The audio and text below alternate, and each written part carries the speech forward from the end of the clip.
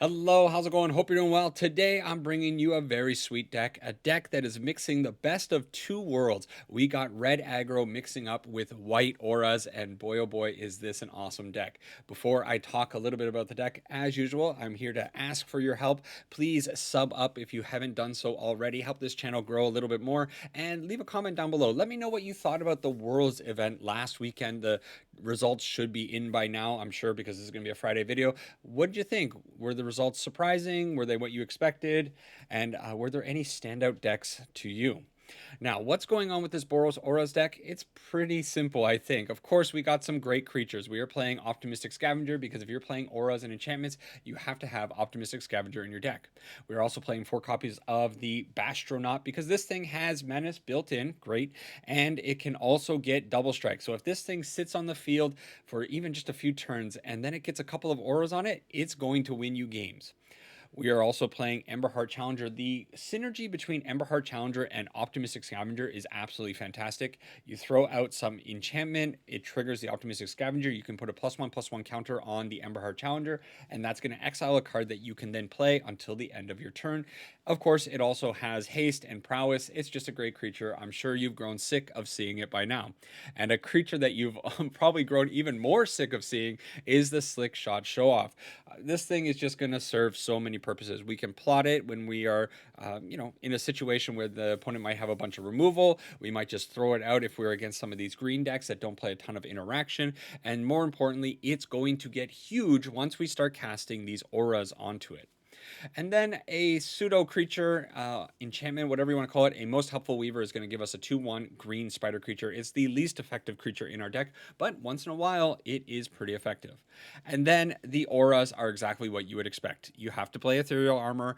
In my opinion, you have to play Shard Mage's Rescue, Shelter by Ghost, also a non-negotiable. But we do have 2 surprises in the deck. Feather of Flight. It's a pretty cool little card. Maybe we can give our Emberheart Challenger or a pumped up Optimistic Scavenger flying and swing in for a win there. It also just draws us a card for 2 mana, so it does a lot.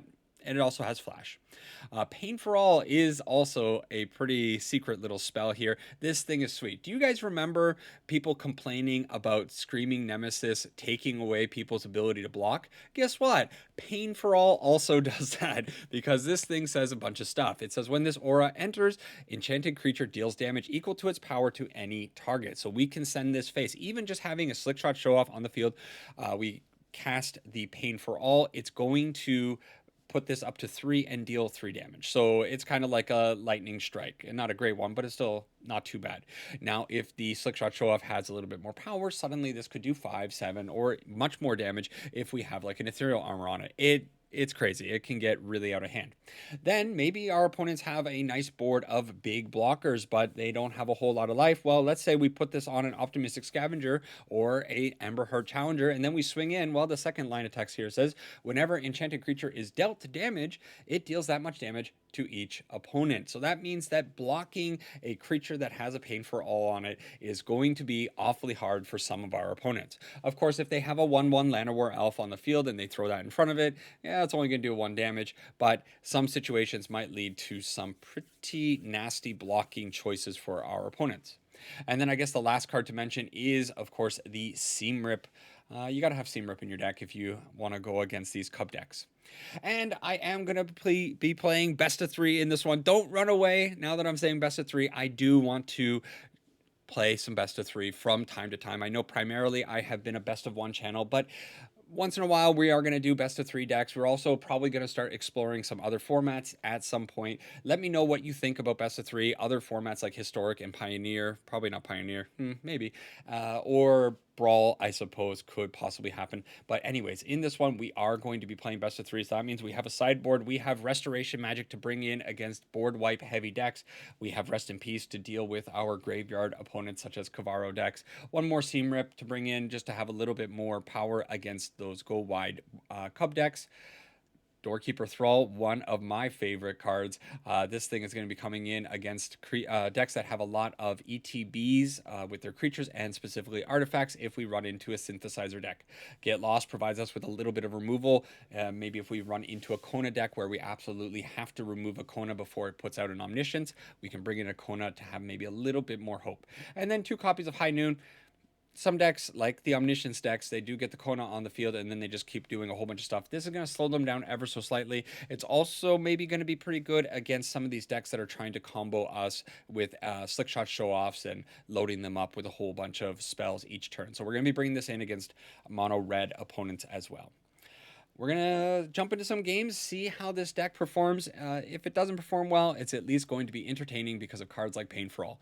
See you over in the games.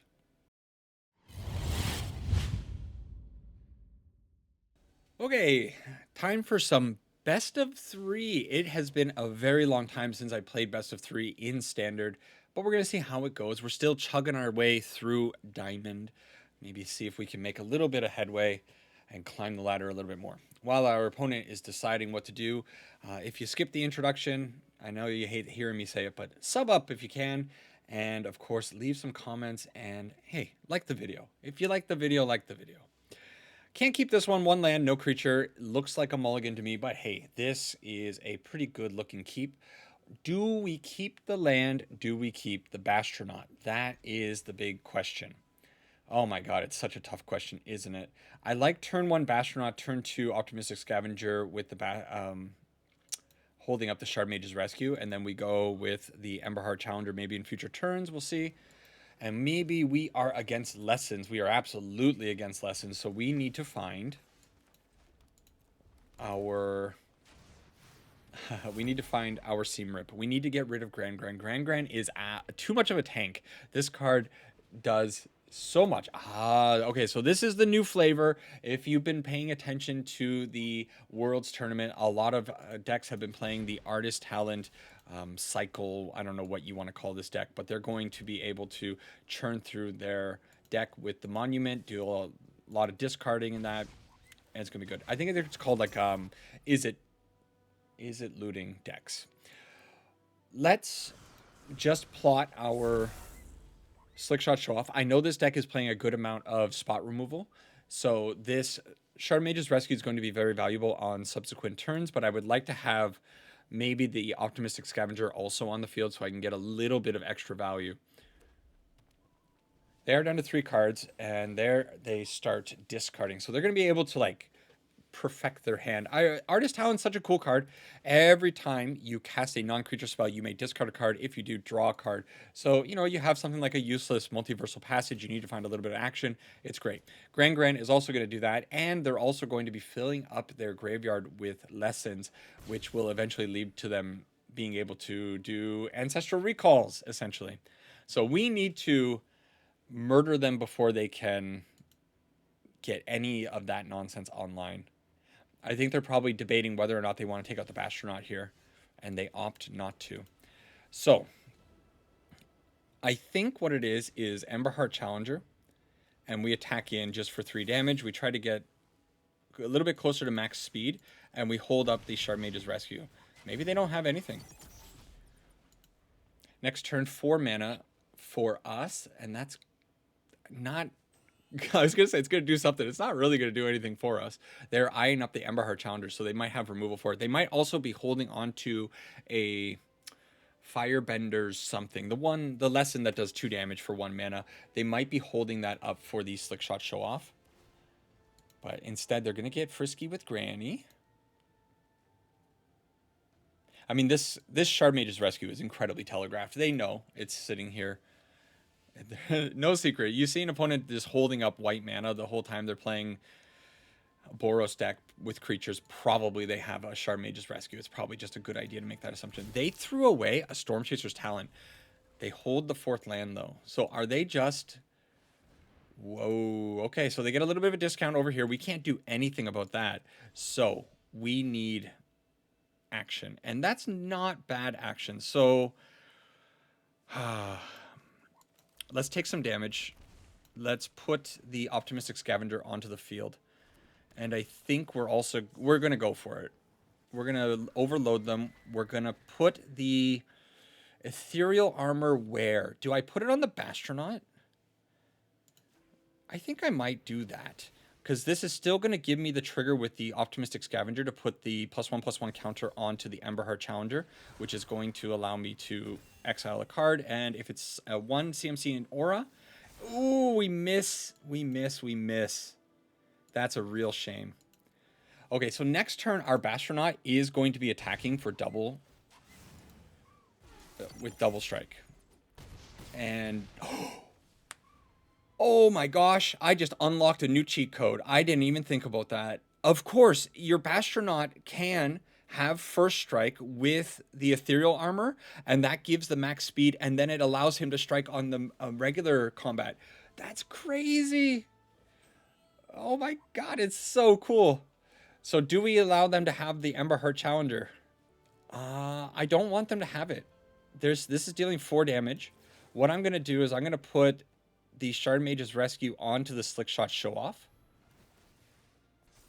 This is going to allow me to put a +1/+1 counter onto the Slickshot Show-Off.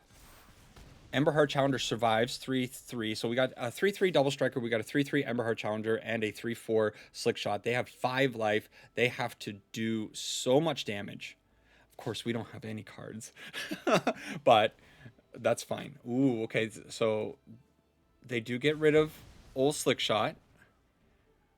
2 cards left in hand. Gran is now online with 4 lessons in the bin. I guess she was online before Iroh's, what is it called? Iroh's demonstration went off. So we could be in trouble here. Gran getting in again, looting away a useless card, and maybe finding them something good. Boomerang Basic, discarding the Boomerang Basic means that they have some good stuff in their hand. And they get rid of our Bastronaut. Okay, there's the Firebending Lesson. That's the card I was thinking of earlier. Okay, that sucks. They have systematically taken us apart. Combustion Technique as well. Okay, we need a huge draw off the top. I don't even know what it could be.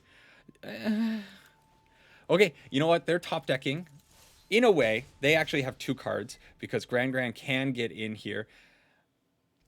So they are attacking. They are digging. It's all going to come. What a close game. Okay, they get rid of the land. They drew a land for the turn. And what was their last card that they drew? Storm Chaser's Talent is another blocker. So we still have any non-creature spell is going to get us there.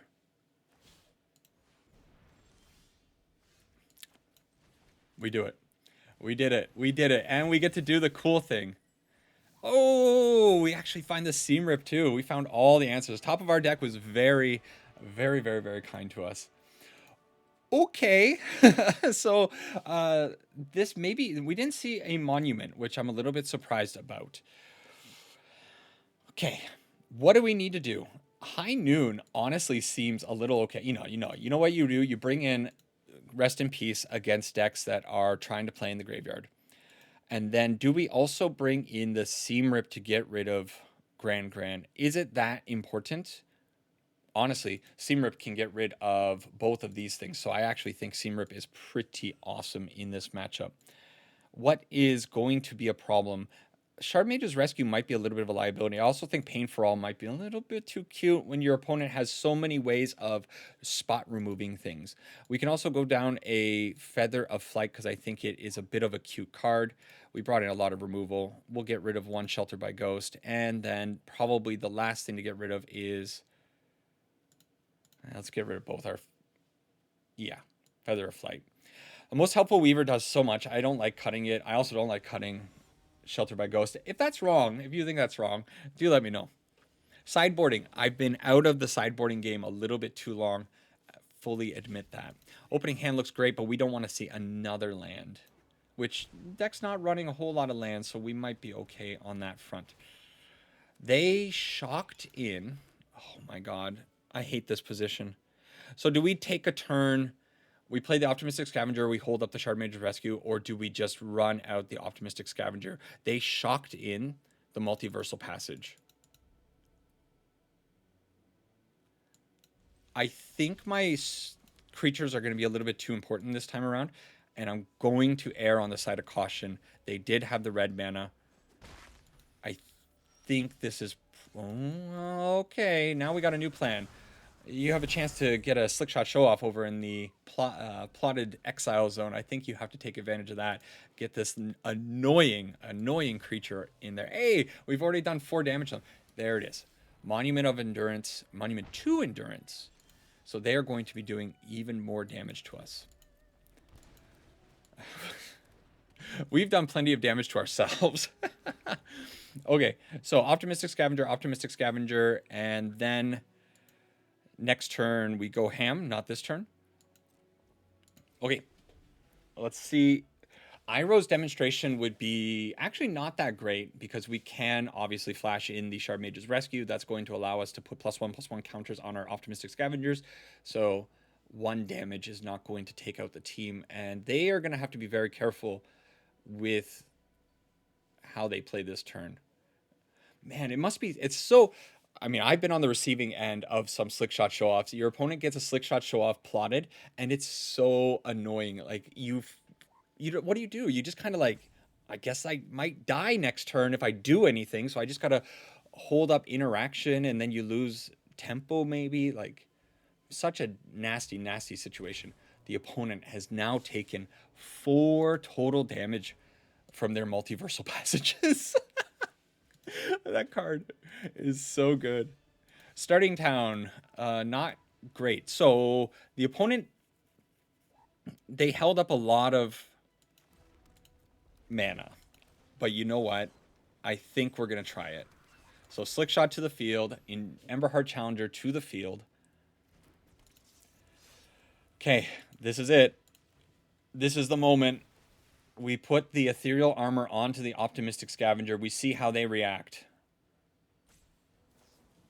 They are going after the Optimistic Scavenger for 2 damage.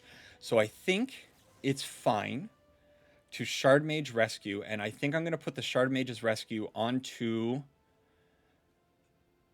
this Optimistic Scavenger or this one. Doesn't matter. It doesn't matter. I think it doesn't matter.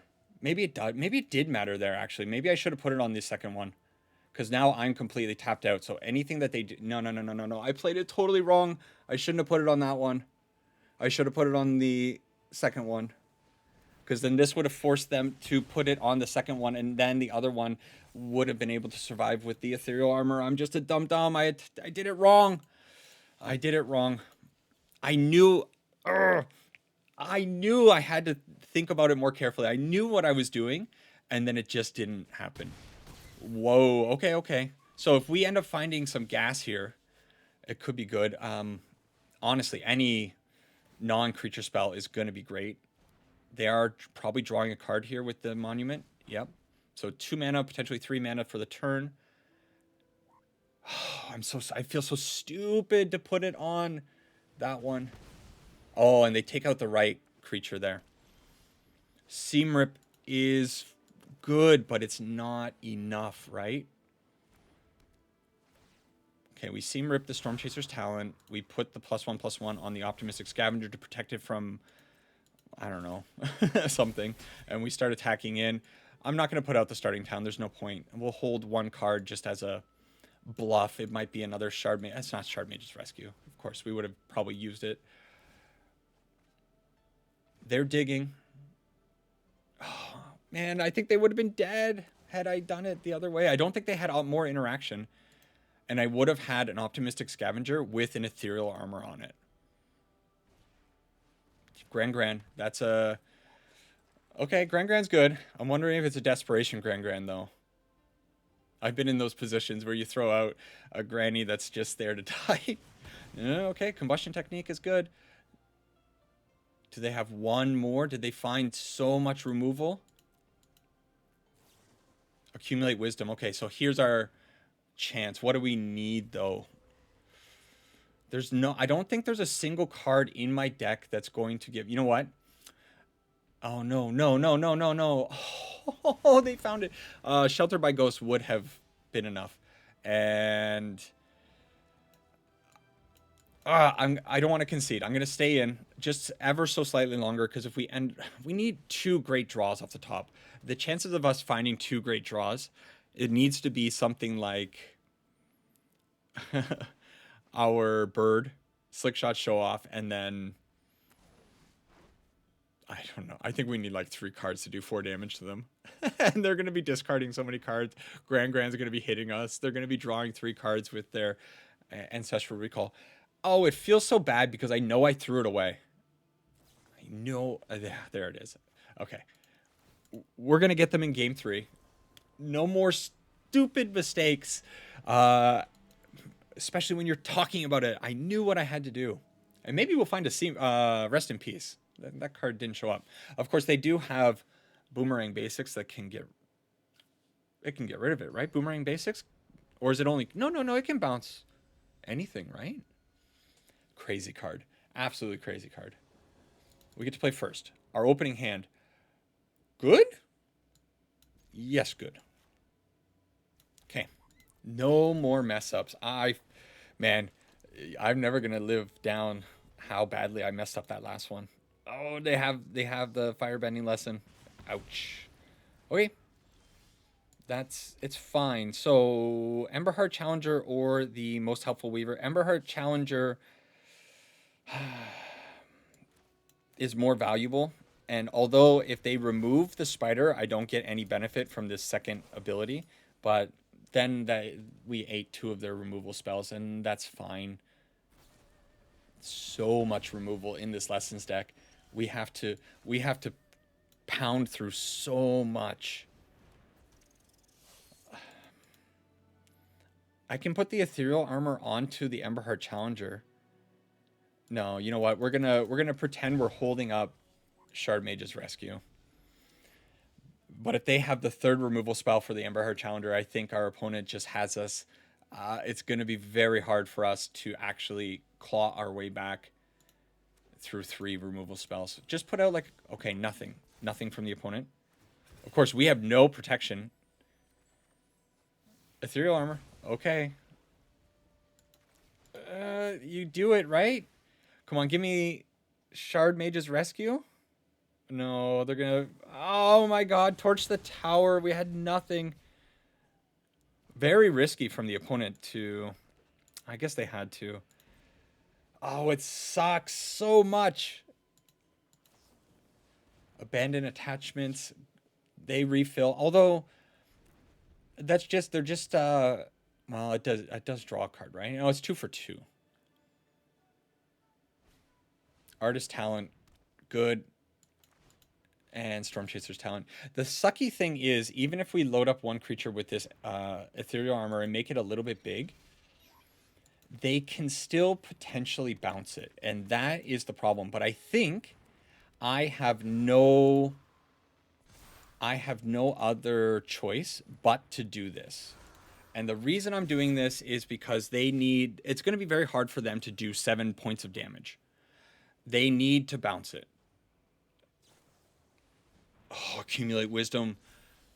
Gosh, maybe we should have mulliganed more aggressively for the rest in peace in this matchup. I think it might be actually so important to find a rest in peace when you're up against the lessons decks, and I'm not really that used to playing against the lessons decks. They found the boomerang. Oh, boomerang. Grand. Not a boomerang. Okay. Ooh, Shard Mage's Rescue. Huge, huge, huge, huge. Okay, Seam Rip onto the field. Seam Rip away the Granny. Put the counter onto the Optimistic Scavenger. So we do have a chance here. They have to chump block. There's no way you let that through. Okay. So we're actually in a good spot now if I just hold this Shard Mage's Rescue, because, like I said, they need a bounce spell. They're not going to get the Optimistic Scavenger off the field with Iroh's demonstrations and abrades and all that kind of stuff. They need to bounce it. Or they just put 1/1s in front of it indefinitely, and I can never get in for 18 points of damage. I do need to hit them twice, probably. But if we find Pain for All, we did take out one of them, so we do have one left in the deck. That could be pretty good. Accumulate Wisdom. They are still on 3 lands, interestingly. Okay, they know the Firebending Lesson's not going to do anything. They know they need a bounce spell. Okay, they have 2 islands. Boomerang Basics is sorcery speed, so if they do try to bounce the Optimistic Scavenger, it might give us hope. You know, they might be sitting on 2 bounce spells. Ooh. on our upkeep. Combustion technique. Whoa. Okay, we need a draw. Come on, pain for all. One time, pain for all. Pain for our poor opponent. Or an ethereal armor. There's so many cards that kill them here. So many cards, so many cards, so many cards. I'm gonna close my eyes. Come on, please, make it a good one. No! A Bashtronaut is not. Oh, and I messed it up again. I'm so bad at this game. It's not really gonna make much of a difference because I don't think I'm ever gonna get to max speed, but being at max speed 2 would have been better than max speed 1. Of course, right? Or start your, not max speed, it's to start your engines. And now they bounce our poor optimistic scavenger. Although it's 14, so if they're going, whoa, they're going the damage route. Okay. If they spend their entire turn blasting the optimistic scavenger with combustion techniques, then this Bashtronaut can possibly get it done. Iroh's demonstration. What did I say? I said Iroh's demonstration is not going to be enough. Okay, Bashtronaut, my whole hope is in your hand. We need ethereal armor off the top, right? Rest in peace. Rest in peace is not terrible. It's not good, but we're also going to get them for 2 damage here. They're down to 2. So now Slickshot show-offs off the top are going to be pretty nasty. They don't have their lessons in the graveyard. Okay, what? They're using that to level up? They must have removal for the Burnout. Surely they do. Okay, abandoned attachments. They're digging. What did they throw away? They throw away an artist talent. They're digging for an answer to this Bashtronaut. They find 2 cards. Come on, Bashtronaut. Be the hero that we deserve. Come on, buddy. Come on, little buddy. No, don't target it. No, they found a firebending lesson. Is that what it is? Are they going to bounce the Seam Rip? Did they play a land already? I don't remember if they played a land yet. This might be land. Yes! Oh, through the horrible misplay in game number 2. We learned a lesson, though. We learned a lesson to trust your initial instinct in game number 2 and don't load up just one creature. And what an insane game. Oh, I don't know. I kind of forgot that I was even recording in a way because I was so into this game. That was super fun. I know you're not here, but GG. GG if you ever see this. That was a real good time. Oh my god, how long was that game? That game was... This is going to be a long video. Settle in, fellas. All right. This is what you want to see. Inspiring Vantage, Bashtronaut, and we are against games number 2 and 3. Rest in peace, Necessary. Oh, no. This is going to be Kona.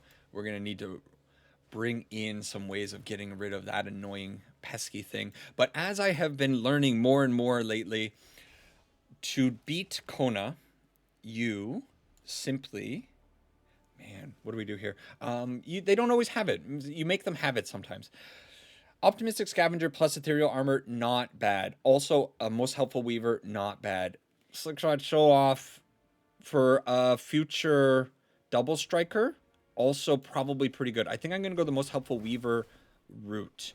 Next turn, I think our plan is going to be putting these 2 onto the field with that. And then on the following turn, we will have Feather of Flight plus Ethereal Armor to be able to cast out on the same turn. We can load up the Slickshot Show Off or whatever creature has Double Strike and really go at them. Ooh. Okay. So next turn, though, they might just have it. And if they have it, well, if they have it, right? Okay. No, we stick to the plan. If they have the Kona, if they have the untapped land, if they have the Omniscience, they have to have 3 pieces in hand. And then they need to have the payoff for the Omniscience, which I've been watching Nostalgic Necro, and they don't always have every single piece. A lot of people would just go right up here and concede right now, but we're not going to do that. We're going to make them have the omniscience. They have the omniscience. We're going to make them have the payoff. Instead, they have the roiling dragon, and they pick up all of... Oh, this deck is obnoxious. So they pick all these things up, and certainly by playing out everything, they should be able to find the answer that they need, right? Are we going to make them do it? Yeah, you know what? We'll make them do it. The Roiling Dragonstorm is not a guarantee thing. It's draw 2, discard 1. The top of their deck could be absolute trash. Stock up, pretty good. I think it's a little bit hard to miss when you have a stock up. And did they find the Meringue? Okay, Meringue River Regent. I think they can bounce itself, right? Wow, they just deal damage to us and they do stuff. Okay, okay. Sometimes, in fact, they do just have it, and cool. Look, Get Lost gonna come in. I think High Noon can come in. What do you guys think? High Noon's okay, right? And what about the Doorkeeper Thrall? Doorkeeper Thrall, interesting, stops a lot of these ETB things. Doesn't stop the Roiling Dragonstorm. But you know what? I think it's probably not too bad. So we are going to bring that in. What are we going to be taking out? I think we take out a couple of these. We definitely take out our Seam Rips. They are essentially dead cards in this matchup. And then the Feather of Flight, maybe not super necessary. So let's do this. We'll keep our Pain for Alls because it might help us at some point. Restoration Magic? No. Because if they end up getting it, they just got us. If they put out the Battle Cruiser or whatever it is and start blowing up our board, there's nothing we're going to be able to do about that. So a little unfortunate. I think the opponent was on the play that game, I believe. So because they were on the play, they had just a little bit of an advantage over us. Okay. Doorkeeper Thrall, Sheltered by Ghost. Maybe these are the cards that can help us get there. Emberheart Challenger, attack in. Okay, opponent. How does it feel to be on the draw against a little bit of a faster deck? Okay, they only have the Uthros. Sure. Not the worst thing for us. Yep, our life total doesn't matter. Let's put out the Emberheart Challenger and swing on in. Eventually, we're going to have to save up the mana to put out the Thrall. The Thrall is going to be important very soonish. Stock up. Okay. I don't actually know how effective the Doorkeeper Thrall is going to be against their deck. They're not going to be able to loop with the Meringue River region, and they're not going to be able to artifact, right? They don't get the Battle Cruiser. They're not going to get the Terror of the Peaks triggers. So, but they can still make a pretty good board, right? You know what? A Most Helpful Weaver is pretty good here. So let's send that out. Pump up the Emberheart Challenger ever so slightly and then attack in for 2. If they end up putting the Kona out, then we can Doorkeeper Thrall. Instead, they go for the Unable to Scream. Well, you know what? I'm okay protecting my Emberheart Challenger. I don't think they're going to have multiples. Oh, the High Noon gets wasted. But then maybe that's okay because the High Noon also kind of hurts us. Okay, stock up. So next turn, how much damage can I actually do to the opponent? I'm going to get a trigger here. That's going to give me a free card with the Emberheart Challenger. And then we also have, okay, a land there. So let's see what's underneath the Emberheart Challenger. Make it a legendary creature. Good.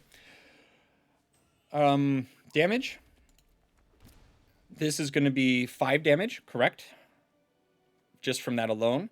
1, 2, 3, 4. That's going to be 4, 5 damage. Yeah, this is just enough damage. It's just enough. It doesn't matter where we put this. And we put this here and hit you for 18. Yeah. Cool. That's okay. Okay. So we can beat Kona, and we didn't We didn't show them our Doorkeeper Thrall. I also don't know how good of like tech this is, but they are now aware that we do have High Noon in the deck. Does that matter? Maybe not. Let's see how we do when we're on the play, though, again, or on the draw, rather, when they're on the play and getting a Kona down before we can muster up a board. Need a good opener. Let's go.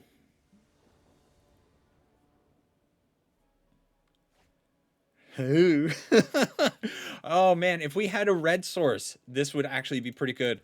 But we got to throw it away. Oh, boy. Are we going to lose to our deck? We're losing to our deck. That's not cool. Shelter by Ghost, I think, is not really going to do anything in this matchup. So the High Noon is cool. I don't think it's going to be good enough. Not the worst draw, but okay. Let's get the mice attacking. Let's go, little Emberheart Challenger. It's all on your back. All of this. If we can draw a land here, that'll be pretty swell. Unable to scream. So we now have a 0. Okay, well, we find a land. I think it's necessary to put the High Noon onto the field now, because this is the turn where they can Kona. We attack to assert dominance. And if they do have the Kona, that means they can't do anything with the Omniscience here. They still can do the Omniscience, but did I... I want this now. I need it. I need it. Give it back to me. Okay, Meringue River Regent onto the field. They bounce the High Noon alone. Yeah, I guess so. Okay, they didn't have the Omniscience, though. That's something. But the problem is, now I have to play the High Noon. I should have played the Emberheart Challenger first and then the High Noon, of course. But now we're just getting hit for 10. Probably should have put that there. I guess it doesn't matter. Oh no, Kona actually doing what Kona is supposed to do. Just attack.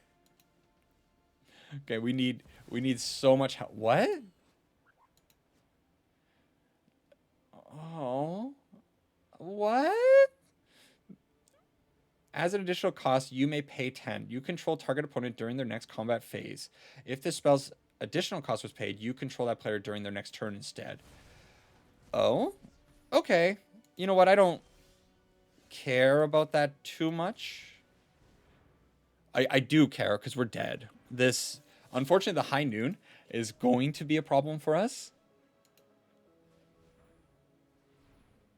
That's interesting. I've never seen this before. Kona controlling me, making me use my mana, making me double attack. Oh, they attack with the Emberheart Challenger too.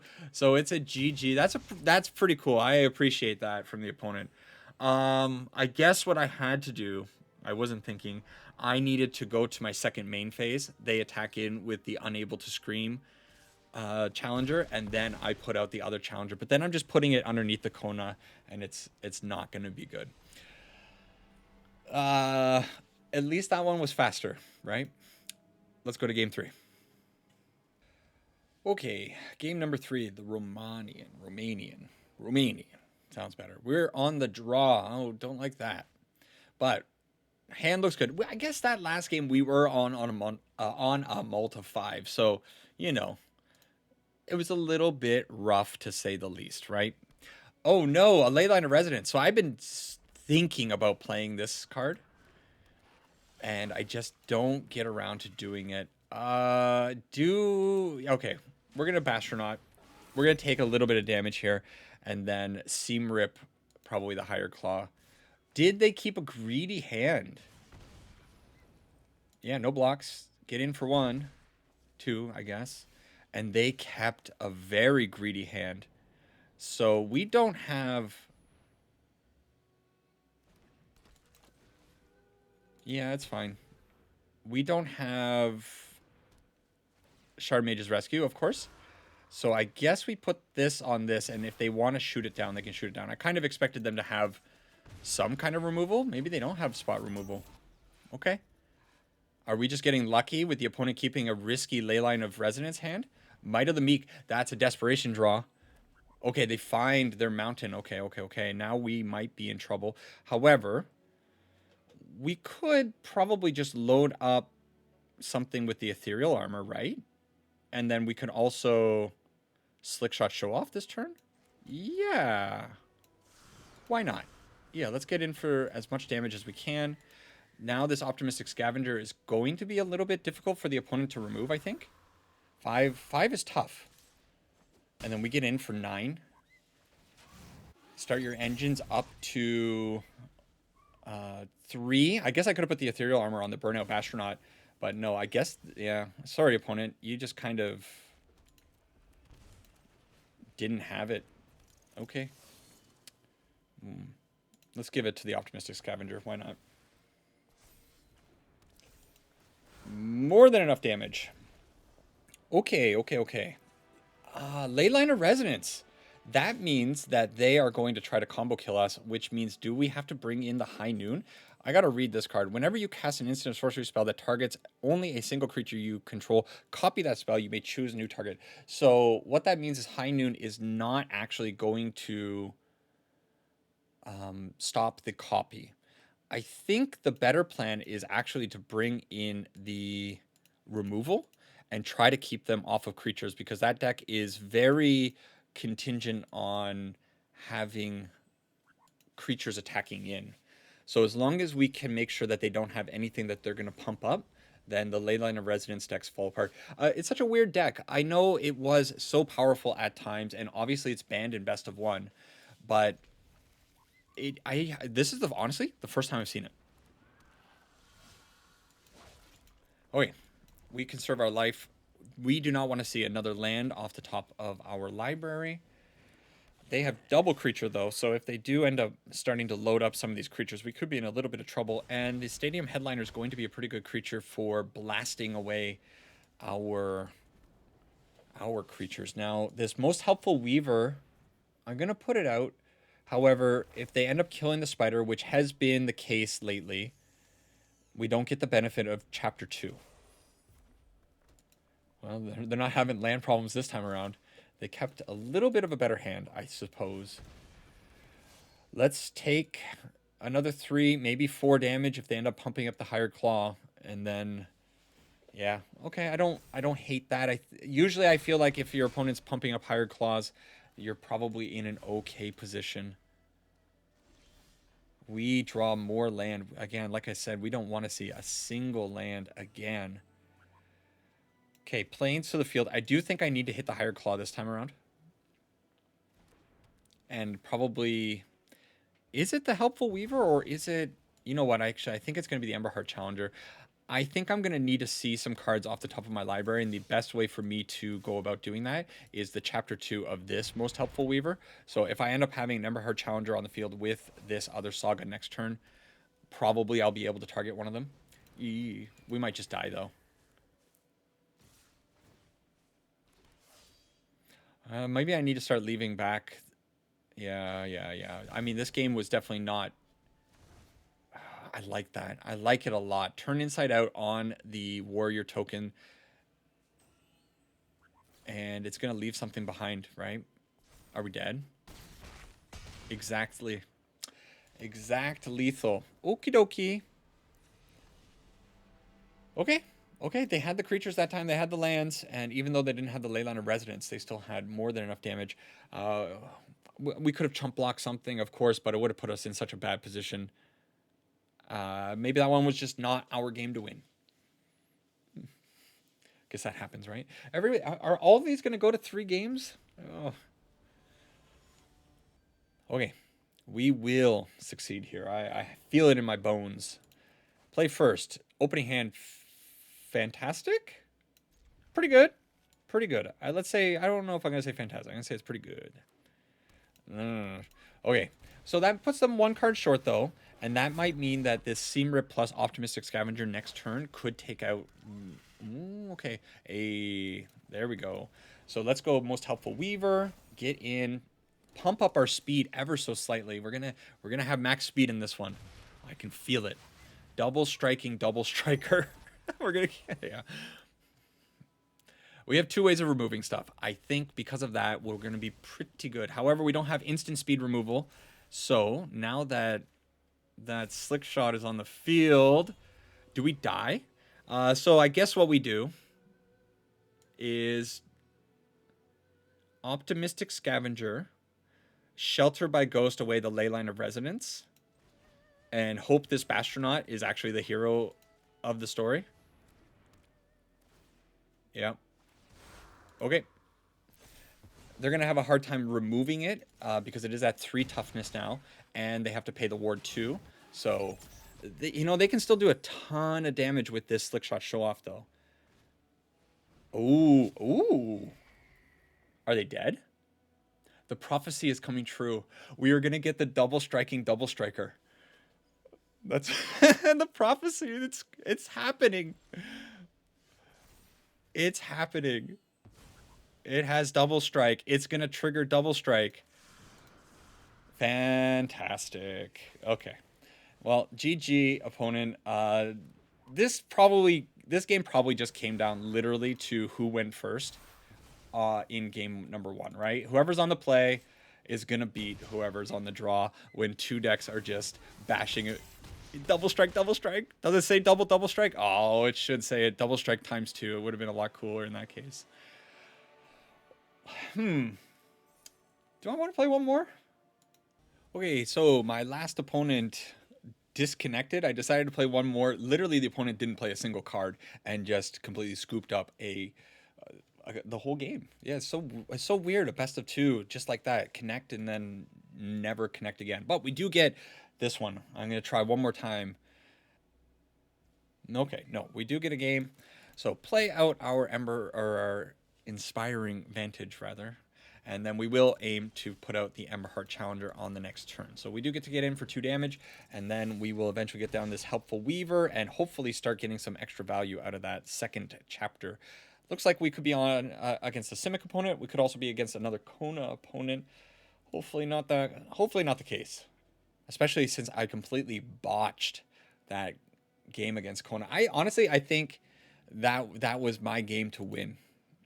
I like this deck because sometimes, yeah, sure, sometimes you can't win, but sometimes you do have it. Okay, we're not going to let a Drunith sit on the field. So some people would probably say, make sure you save your Shelter by Ghost for an Ouroboride or something like that, a bigger, scarier thing. But I am pretty scared of Drunith because Drunith can go super wide if it starts putting a bunch of 1/1s and then 2 CMC stuff on the field, and I just can't get around that very easily with what I have in my hand right now. So Drunith off the field, and we found an Optimistic Scavenger from the top of our library, which was probably one of the best draw off the top of our library. I'll go as far to say that. I think so. Because next turn now we can play the Most Helpful Weaver, and then we can trigger the Valiant ability with the Eerie ability. Ooh. We can also next turn hold up the Shard Mage's Rescue, which is pretty baller. When was the last time you heard somebody say baller, by the way? A Mockingbird taking our Optimistic Scavenger, that cannot be a good play. A Quantum Riddler, though. Okay, so I gotta feel like that's a desperation play. That, to me, a little bit funky. Okay, let's see what is underneath our Emberheart Challenger, whether or not we need to play out this Inspiring Vantage or the Sunbillow Verge. Wow. Okay, so it is a Sunbillow Verge because we want to put this onto the Optimistic Scavenger, so we're attacking it with 2 very good creatures. So they have to do a lot of work here, and we also hold up the Shard Mage's Rescue. This is representing 3 more damage. We're currently attacking in with 11, so if they actually didn't block there, we could have killed them. Right? Yeah, 11 plus Prowess plus Token Eerie plus that is another 3 points of damage. Crazy that they just scoop it in like that. So we are against Cub. That means we bring in Seam Rip. And also maybe the Get Losts. I don't imagine they're going to have all that much interaction. So I think I can go down 1 or 2 of these Shard Mage's Rescues. It's probably fine. And I think we just kind of want to make them block us or take out their stuff. And I think that's probably going to be good enough. Keep them off balance, and then we'll be fine. So we got Get Lost, we have Sheltered by Ghost, and we have Seam Rip in the deck to be able to remove stuff. That's 10 points of removal. It should be enough to keep this deck at least a little bit slowed down. Game number 2 against our Gab. I'm going to call our opponent Gab. And opening hand is atrocious. Throw it back. Second hand looks a whole lot better. Can I keep it all? I suppose you throw away one of the Optimistic Scavengers. I would love to have both of them, but I'm sure the Emberheart Challenger, Optimistic Scavenger, getting +1/+1 counters from these two enchantments is going to be able to find us more action. Please don't have a turn 1. Oh, they do have the turn 1. Yikes. Hey, that's not a bad card. I guess we go out with the Optimistic Scavenger and hope they don't have the Cub. If they have Land Cub, we are in. We're going to be buried. But if they have if they have a Drunith here, we're going to be okay. Although Drunith plus Llanowar Elf, going to be pretty good. Innkeeper's Talent, good. They stumbled. Second Gene Pollinator. What does that mean? Does that mean they have nothing? And should I take advantage? No, I think it's okay. I was going to say, should I get these creatures off the field before they give them protection? But I can get rid of this and then... that's not going to feel good. I don't know what to do here. Is it just Emberheart Challenger and get ready for a next turn? They might have... Well, I can't stop it. If they have the Ouroboride for the next turn, we're done. Okay, Emberheart Challenger, show me your Ouroboride, show me your Plant Worm, Space Worm, whatever you want to call it. And if you have it, you have it. It's going to be, we're going to be able to get rid of it, but it's going to make these Gene Pollinators a little bit tricky to deal with. They can also level up their Innkeeper's Talent, which makes things also a little bit annoying. No, it's a Badger Mole Cub. So they still have, now they have so much mana. 2, 4, 6. They do have 6 mana, actually. So they could still level up the Innkeeper's Talent and Ouroboride and have 1 mana left open. It's insane. It's an Azure Beastbinder. Maybe they're still going to do it. They still have 4 mana. I guess they can't do it all. Okay, they're down to 1 card in hand. So, what do we do here? We draw land. I suppose we're going to Seam Rip the Badger Mole Cub, right? That's step number 1, and that's going to give us something underneath the Emberheart Challenger. Let's see what we get. Yeah, we got to put it there. It's a land. Okay, land. I mean, it's not great. It's definitely not great. So, do I hit the Innkeeper's Talent or do I hit the Beastbinder? I think you got to hit the Innkeeper's Talent. I can't let them start putting double counters on things, especially if they suddenly have an Ouroboride, because they still have plenty of mana to be able to do that. This Emberheart Challenger is still going to be pretty good attacking here. It gives us 7 more life, nice little buffer. And then next turn we can still Most Helpful Weaver and trigger something from the Emberheart Challenger. So maybe if they draw a little bit dead, what's that last card, opponent? Keen-Eyed Curator. That's fine. I suppose they get in with the Beastbinder. You turn the... Oh, they're going to turn the Emberheart Challenger off. So I'm not going to get the trigger on the Valiant. Oh, okay. Well, that's another way of turning it off, right? Cool thing here. We do get to do this and get rid of the Beastbinder, because the Beastbinder is the thing that's annoying us. And now we find an Optimistic Scavenger. Do they have enough damage to... Oh, we can't actually attack in with the Emberheart Challenger, can we? Not this time. Okay, that's fine. They definitely have enough damage to kill it, so let's just hold off 1 more turn. Hopefully they drew nothing too scary. This deck is full of mana dorks. What? Come on. God, that's unfair. Can you imagine that top deck? I guess we did just hit a pretty good top deck too. Okay. Now we have this. This has to be the greatest card. We want to see. Oh, I don't even know what we want to see. You know what?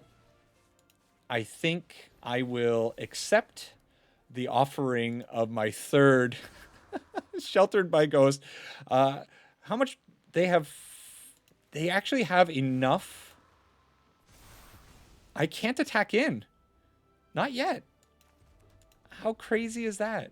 Right? I could attack and they'd give me their board, but then I would give them back a Beastbinder and that. So I cannot attack yet. No attacks. We will get to trigger the Emberheart Challenger with the Most Helpful Weaver trigger chapter 2 next turn. So we're going to get to see 2 cards. I want to find an Ethereal Armor. Ethereal Armor really, or a Flight. Give me the ability to fly. Emberheart, or they went Ouroborite into Reclamation Sage. Give me a break. That's absurd. And they've had enough blockers on the field to just make sure that my Emberheart Challenger can't get in. Okay. Yeah. Watsy, I see. Somebody flipped the switch and they're like, brah, yeah, you can have your Sheltered by Ghosts, but you're not winning this game. Okay. Here's a land. That's real bad. So am I dead? I am so dead. We drew 2, 4, 6, 7 lands out of all these cards. Wait, what? I've seen 16 cards and no, that doesn't make sense. I guess we've exiled some cards with the Emberheart Challenger. That's where those extra cards have come from. That's a lot of lands. And we're so screwed now. Let's see. If they go 3 cards in a row, gas. Oh, maybe not. You know what? We can still win next turn if we get flying. Oh, it's not flying. Double strike. Let's go, baby. Flying. It's not flying. It's another Sheltered by Ghost. Could you imagine this? Okay, so we put... I don't think they have enough to stop this, right? I mean, they can. They can very easily stop this thing. But we're going to eat the Ouroboride one more time. Or no, we eat the Keen-Eyed Curator, right? Yeah, what am I saying? And then we create God. I'm putting it all on the Emberheart Challenger. This attack is...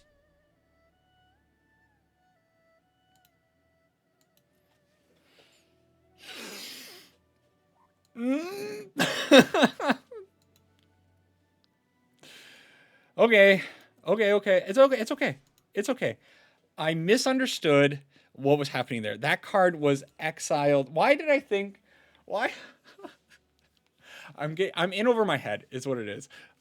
You look at the graphic and you see a card and you see the Shelter by Ghost hanging out underneath it. You just make the assumption that Shelter by Ghost is like part of that card. And sometimes you just don't use all of your brain, and that's exactly what happened there. And I'm so sorry to all the people who are watching this, who were yelling at the screen, who were saying, don't hit the what is it called, Keen-Eyed Curator. This is not going to work out the way you think it's going to work out. And yeah, that's where we are now. And now, I mean, I'm going to keep doing this. Let's load up God. Give me something good. Flying. Nope, land. Okay. So I don't have First Strike this time, and they could, in theory, put everything underneath it. So I actually have to put the Ethereal Armor onto God this time.